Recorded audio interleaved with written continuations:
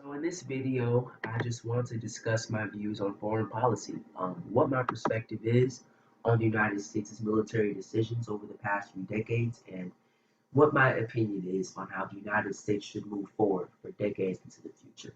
Now, to begin, I just want to ask one basic question, and I think it should be an obvious answer for most reasonable people. What's the primary function of the military? I believe it isn't to further the interest of huge corporations and the economic elite. It isn't to prove a point to a geopolitical foe. It's to protect the citizens of this country from an imminent threat. I think when this country set up the armed forces, that was the original intent, to actually defend the nation. Now, prior to the 20th century, I believe most politicians and most of the general population accepted and agreed with this premise. Yes, we wage war for defensive purposes. It's to protect our people from an opposing nation or an opposing organization that is in the process of or is preparing to attack our country. Whatever interests we may have overseas, we can further them through diplomacy, not violence. And we will not, under any circumstances, wage an offensive war on an opposing nation because by that point, you're the one in the wrong, not the other way around.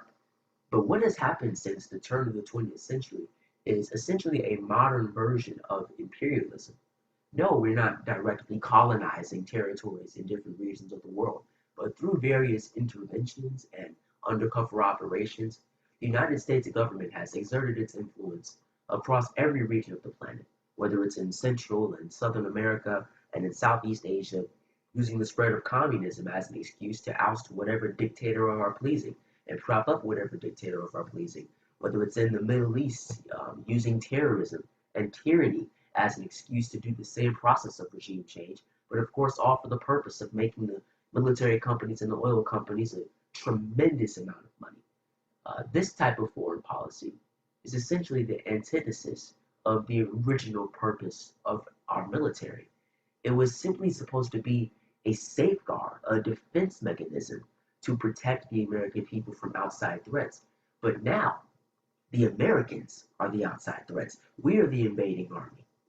This perception of the United States is simply dangerous. It pits nations against us when we should actually be looking towards a better future, working together towards a better future, simply looking to make money for military companies and oil companies and keep open the flow of money from developing nations. It's sickening. The United States government, our supposed representatives, they're so focused on appeasing their donors, they're so focused on appeasing the economic elite that they are willing to completely forget about the 29 million Americans without health insurance in this country, the nearly 50 million people living in poverty, and completely ignore the consequences of their actions.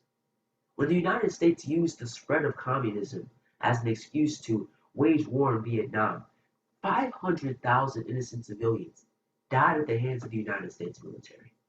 When the United States ousted Saddam Hussein's regime in Iraq, 200,000 innocent civilians were murdered by the United States military.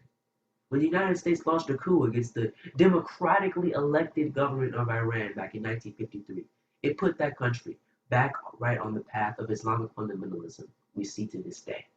The United States has launched drone campaigns across Pakistan, Afghanistan, Somalia. Just under 90% of the thousands of people we have killed in these campaigns, they are innocent civilians, killing grandmothers, picking vegetables in their garden, killing entire families at weddings. All of these large-scale interventions, they have large-scale consequences. So yes, in the short term, these politicians, they're able to make their donors billions of dollars, whether it's Halliburton, ExxonMobil, Shell. They make a tremendous amount of profit, yes. These developing nations are still money-making factories for United States industries. But at what cost? More people are getting mad at the United States for slaughtering their families. That's more terrorists wanting to take the lives of innocent Americans. You have trillions of dollars wasted inside of these conflicts. That's trillions of dollars that could have been used guaranteeing health care to all people, or as a right, or getting millions of Americans out of poverty. The American people, we're not winning because we're even now in more danger than we were at the beginning. And that's trillions of dollars that could have been used to close the wealth gap or give the youth a better education. It's now wasted overseas.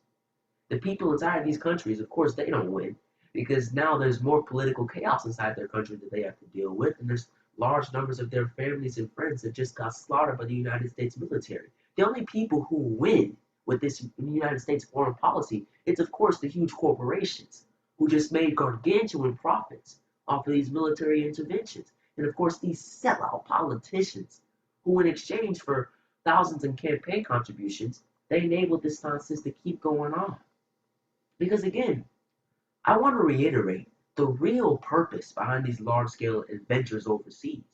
What they are doing essentially is taking out threats to United States capitalism and threats to huge United States companies' interests, and also simply making messes because the cleanup will make these corporate interests a tremendous amount of money as well.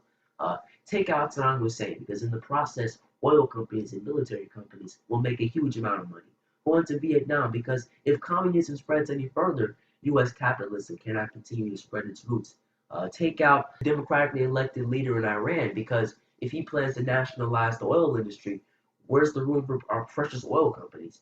Continue this endless war against Al Qaeda and the Taliban in Afghanistan because it's more profits for these huge military contractors. I can go on and on here. The entire purpose behind this system is no longer to defend our country and actually protect the American people. That is no longer the priority. The priority is and has always been about making money. That's what makes the world go round. And it's no different when it comes to United States foreign policy. So here's how I believe the United States should move forward.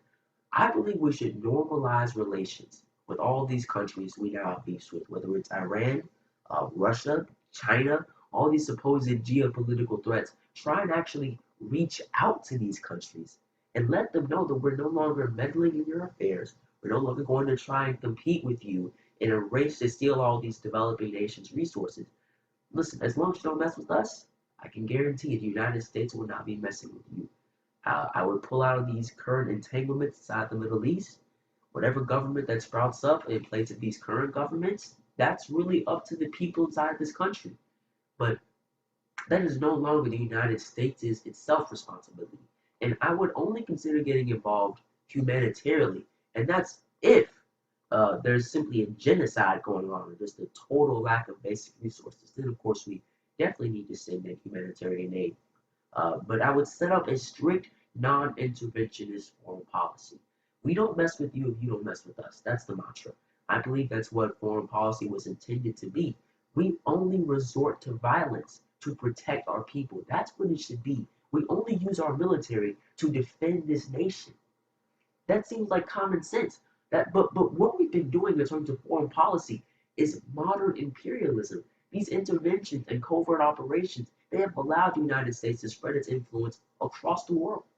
And it must come to an end. It's made us too many enemies on the global stage. And I don't want to be any country's enemy. If anything, I want to move towards being that country's friend. This isn't some chessboard. We're all just human beings.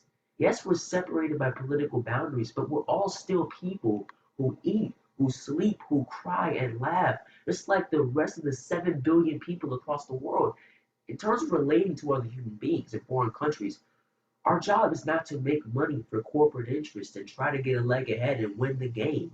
Our job is to work together for a better world. It's cheesy, yes, but it's the absolute truth. A sensible foreign policy isn't a policy where the priority is making money and winning the game for corporate interests. The priority should be peace, and the last, absolute last resort should be violence. So there are my views on foreign policy. I believe it's the most sensible foreign policy out there, non-interventionism, and I believe it's what our founding fathers actually intended. We shouldn't engage in war unless there's actually an imminent threat to the homeland, to the American people. It's plain and simple. Any action beyond that, we're now the ones in the wrong. This isn't about money. This isn't about corporate interests. It's about maintaining peace and prosperity for the rest of the world.